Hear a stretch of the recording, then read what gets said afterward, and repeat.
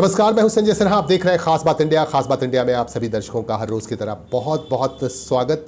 कहते हैं दिल से जब लौ लगी नहीं होती, दिल से जब लौ लगी नहीं होती, आंख भी शबनमी नहीं होती। आइए इन्हीं बातों के साथ हम सीधे सीधे आपको जोड़ते हैं आज की सबसे बड़ी खबर की तरफ।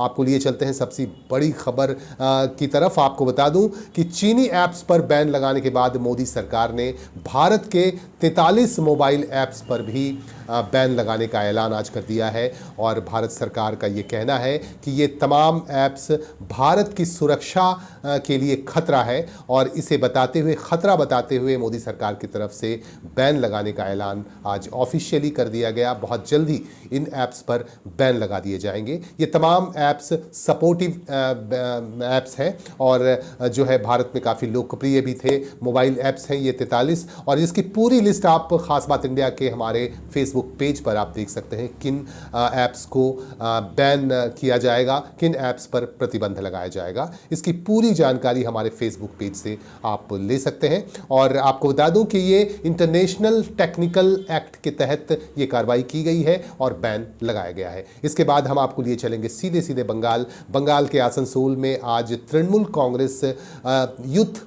कमेटी जो है, तृणमूल कांग्रेस पश्चिम बर्धमान यूथ कमेटी की तरफ से एक संवाददाता सम्मेलन बुलाया गया। और इस संवाददाता सम्मेलन को खास तौर से संबोधित कर रहे थे जिला अध्यक्ष रूपेश यादव, जो तृणमूल कांग्रेस पश्चिम बर्धमान जिले के अध्यक्ष हैं। और उन्होंने खास तौर से पत्रकारों को संबोधित किया और सीधे सीधे निशाना साधा केंद्र सरकार पर और भारतीय जनता पार्टी पर। उन्होंने कहा कि भारतीय जनता पार्टी ने युवाओं के कल्याण के लिए ऐसा कोई भी काम नहीं किया है जो सराहनीय हो, और इसीलिए तृणमूल कांग्रेस की तरफ से हमेशा युवाओं के लिए सोचा जा रहा है और उनके रोजगार के लिए फैसले लिए जा रहे हैं। और बहुत जल्द ही बहुत सारे और भी रोजगार सृजित करने की योजना है बंगाल सरकार की, तृणमूल कांग्रेस सरकार की। उन्होंने कहा कि ममता बनर्जी जिस डेडिकेशन के साथ, जिस समर्पण के साथ काम कर रही हैं यहाँ के लोगों के लिए, उसकी कोई मिसाल नहीं। इस तरह की बात रूपेश यादव ने कही। उन्होंने कहा कि 26 नवंबर को जो हड़ताल है, भारत बंद बुलाया गया है, 10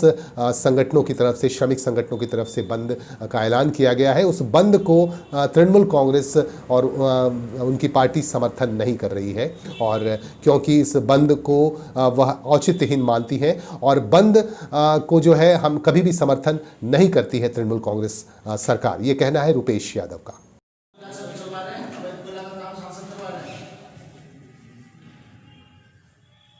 बीजेपी के जीतने के बाद हुआ ये, तो मैं आप लोगों को साक्षी रख कर ही रखा। मैं हमारा दल व्यक्तिगत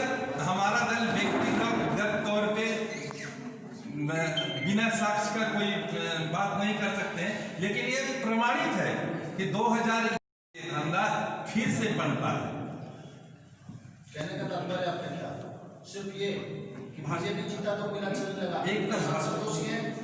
प्रशासन तो अपना का, प्रशासन तो दोषी वहां पे है। सियासत का प्रशासन अपने जमीन पर अगर बेआईनी धंधा को नहीं चलने दे, वहीं से नहीं उठने दो। 26 तारीख का जो बंद है, 26 तारीख का बंद हमारा दल का नीति है। बंद हम लोग बेआईनी समझते हैं, क्योंकि बंद करके अपने देश का नुकसान करना होता है, और हम लोग अपने देश का नुकसान नहीं करते। हम लोग मंच लगा करके भारत माता की जय बोल देने से राष्ट्र का निर्माण नहीं होता है। अपने कर्म को करने से ही राष्ट्र का निर्माण होता है। यहाँ मौजूद हर व्यक्ति अगर अपना कर्म को नहीं करे तो देश का निर्माण नहीं हो सकता है। इसीलिए कर्म को करते हुए केंद्र में आए, केंद्र की सरकार की दुर्नीतियों के खिलाफ हम लोग लड़ाई लड़ेंगे। अगर घर का मुखिया कोई गलत काम कर देता है तो घर में हम लोग आग नहीं लगा देते हैं। सारा परिवार मिलकर के घर के मुखिया को ठीक करने का काम करते हैं, घर में आग नहीं लगाते। ये लोग जो स्ट्राइक कर रहे हैं, ये घर में आग लगाने के काम कर रहे हैं। अभी हम आपको दिखा रहे थे कि आसनसोल में तृणमूल कांग्रेस पश्चिम बर्धमान जिला कमेटी की तरफ से प्रेस मीट का आयोजन किया गया। और इस प्रेस मीट में रूपेश यादव जो अध्यक्ष हैं जिला कमेटी के, और उनके साथ महासचिव, जिला कमेटी के महासचिव ओम प्रकाश गुप्ता और पिंटू गुप्ता और प्रमोद सिंह भी मौजूद थे। आइए इसके बाद हम आपको लिए चलते हैं एक और अहम खबर से जुड़ते हैं। बता दूं आपको कि आज देश के प्रधानमंत्री नरेंद्र मोदी ने कई प्रदेशों के मुख्यमंत्रियों के साथ वर्चुअल मीटिंग की और मीटिंग के दौरान कोरोना पर खास तौर से चर्चा की गई।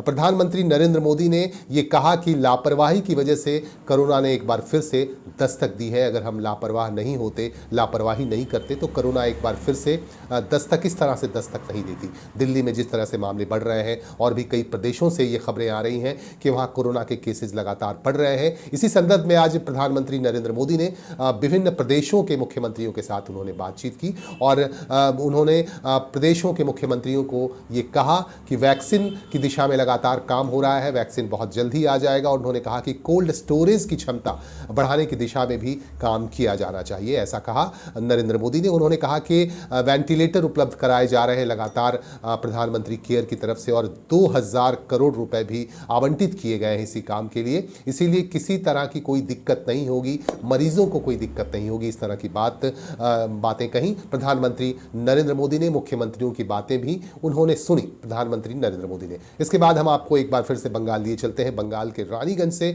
हमारे संवाददाता जाहिद अनवर ने खबर भेजी है। रानीगंज में भारतीय जनता पार्टी की तरफ से एक बैठक बुलाई गई, सांगठनिक बैठक बुलाई गई और इस बैठक की देखरेख कर रहे थे राजेश मंडल जो ब्लॉक अध्यक्ष हैं। उनकी देखरेख में ये सांगठनिक बैठक हुई और इस बैठक में संगठन को कैसे मजबूत किया जाए और आने वाले 2021 में जो विधानसभा चुनाव होने जा रहा है प्रदेश में, उसकी तैयारियों पर भी खास तौर से चर्चा की गई और टास्क भी दिए गए लोगों को, जो यहाँ के कार्यकर्ता हैं, जो पदाधिकारी हैं, उनको टास्क भी दिए गए और उनसे कहा गया कि इस दिशा में बहुत ही सार्थक काम करने की ज़रूरत है। और भारतीय जनता पार्टी की इस बैठक में स्थानीय तमाम पदाधिकारी, नेतागण और कार्यकर्तागण विशेष रूप से मौजूद थे। हमारे संवाददाता ने राजेश मंडल से इस बाबत बात की। सामने पर्व त्यौहार थे, दुर्गा पूजा, काली पूजा, छठ पूजा। इतने दिनों से राजनीतिक कार्यक्रमों की छुट्टी थी सभी कार्यकर्ताओं की। आज जो है पुनः हम लोग सामने विधानसभा चुनाव को मद्देनज़र रखते हुए आज एक सांगठनिक बैठक बुलाए थे रानीगंज मंडल 1 की तरफ से भारतीय जनता पार्टी, और संगठन को लेकर विशेष चर्चा हुआ। आगामी दिनों में हम लोग को वापस जो है पुनः मैदान में उतरना है राजनीतिक गतिविधि में और इसके लिए जो है सभी कार्यकर्ताओं को जागरूक रहने को कहा गया। अपने अपने क्षेत्र में एक्टिविटी वापस वो लोग कार्यक्रम शुरू कर दें और इसी के लिए आज सांगठनिक बैठक हम लोग सभी किए थे। राजेश कुमार मंडल, रानीगंज बीजेपी सभापति। আজকে পুজোর পরে যে উৎসবগুলো হয়ে গেল, শারদীয় উৎসব, কালী পুজো, তারপরে ছট পুজো হয়ে গেল, তারপরে আমরা যে কাজগুলো করছিলাম সেগুলো সেইখানে বন্ধ করা ছিল পুজোর আগে, সেইটা যদি আবার আমরা শুরু করি তার জন্য এবং যারা যারা আমাদের এই ভারতীয় জনতা পার্টির পরিবারের মধ্যে আছে তাদের শুভেচ্ছা জানানোর জন্য এইটা আজকে মিটিং ছিল। তাছাড়া একটা সাংগঠনিক বৈঠক এই জন্যে 2021কে কেন্দ্র করে আমরা 2021-এর নির্বাচনে জোর কদমে সাংগঠনিক শক্তি নিয়ে আমরা ঝাঁপিয়ে পড়ব। তার জন্য আমাদের যে কাজগুলো সেই কাজগুলো তাদের বুঝিয়ে দেওয়া হলো যাতে ঠিকমতো করে, আর আমাদের বিচারধারা পার্টি তো আমরা ঠিকমতো করে ডিসিপ্লিনটাকে মেনে বুথে বুথ স্তর থেকে যদি সে কাজগুলো আমরা করতে পারি আমরা করবই। তার জন্য তাদের ডাকা হয়েছিল এবং আমাদের মিটিং শুরু হয়েছিল 4টার সময়। এই জাস্ট এখন শেষ হচ্ছে। খুব সুন্দর করে সকলেই এসেছে। পুজোর পর একটু গাছাড়া ভাব ছিল, সেটাও চলে গেছে। আমরা সংগঠনটাকে মজবুত করার জন্যই সাংগঠনিক বৈঠক ডেকেছিলাম। সার্ভে যেটা হচ্ছে আমাদের বুথ স্তর থেকে সার্ভে চলছে, সেই সার্ভেতে আমাদের মাননীয় অমিত শাহজি কিছু প্রোগ্রাম দিয়েছেন এগুলো করার জন্য, সেটা আমাদের সাকসেস আমরা করবই। উনি 27টি আমাদের কর্মসূচি দিয়েছেন, সেই 27টা কর্মসূচি আমরা টোটো পালন করব। সেই পালন করার জন্য আমাদের একদম বুথ স্তরে যেতে হচ্ছে। বুথ স্তরে যে আমরা যে সার্ভে এখনও পর্যন্ত করেছি 86টা বুথে আমরা খুব প্রবলভাবে সাংগঠনিক শক্তি নিয়ে কাজ করছি। বাকি কটা আছে সেগুলি কদিনের মধ্যে আমরা করে ফেলব। আমার নাম দেবকুমার বোস, ভারতীয় জনতা পার্টি মন্ডল 1-এর সাধারণ সম্পাদক। क्रिकेटर नवजोत सिंह सिद्धू की एंट्री एक बार फिर से हो सकती है पंजाब सरकार के अमरिंदर सिंह कैबिनेट में, इस तरह के कयास लगाए जा रहे हैं। ये इसलिए कहा जा रहा है क्योंकि नवजोत सिंह सिद्धू के पास आज एक दावत आया है, डिनर पर बुलाया गया है उन्हें अमरिंदर सिंह की तरफ से, और हो सकता है ये डिनर बहाना हो, इस डिनर के बहाने उन्हें फिर से शामिल कर दिया जाए पंजाब सरकार के कैबिनेट में, वो फिर से मंत्री बनाए जा सकते हैं। आपको जानकारी दे दूं कि नवजोत सिंह सिद्धू पंजाब सरकार में मंत्री बनाए गए थे, उन्हें पद दिया गया था, लेकिन मतभेद की वजह से उन्होंने इस्तीफ़ा दे दिया और उसके बाद मंत्री पद से जो है वो हट गए इस्तीफ़ा देने के बाद। और उसके बाद जो है काफ़ी खालीपन रहा, जो है राजनीतिक हलके में जो है नवजोत सिंह सिद्धू बहुत कम नज़र आए, लेकिन एक बार फिर से हो सकता है उनकी एंट्री हो, इस तरह के संकेत मिल रहे हैं। कल यानी 25 नवंबर को उन्हें दावत पर बुलाया गया है और हो सकता है इस दावत के बहाने उन्हें एक बार फिर से कैबिनेट में शामिल कर लिया जाए। आइए एक बार फिर से हम आपको एक बंगाल से हमारे पास खबर आ रही है, बंगाल के कुल्टी से हम आपको एक खबर से जोड़ रहे हैं। कुल्टी के नियामतपुर में